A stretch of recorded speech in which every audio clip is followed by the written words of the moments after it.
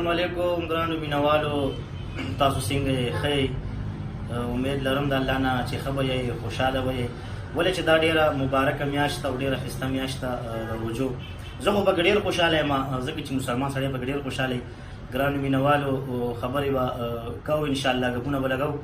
خو دا ما سره چې کوم دی زما شاګرد دی صدام مستانه، د ده چې کوم دی نو دا خواهشات دی چې یاره استاذ ته ما سره نغمه وغږوه، ډېر وخت نه لګیا دی غریب، خو بس مونږ هم چې پریشانیانې دي او ټینشنونه چې د هغې د وجې دا غریب هم ډېر سره په عذاب شو.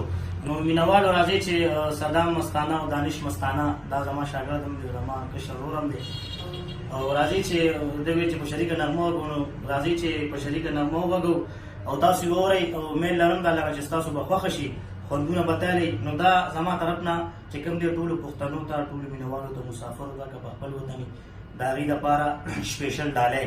او ګرانو مینوالو نور هم چې کوم دی نو اختر دپاره ما یو غزل کړی دی، نغمې دی، هغه هم انشاءالله زما نوی چینل دی په یوټیوب باندې، هغې باندې به دا هم خېجو انشاءالله پروت کوم دی، او نوی غزل هم دی، نغمې دی هم تاسو ګورئ. نو راځئ بھائی جان انشاءالله بیا ګپونه لګوو.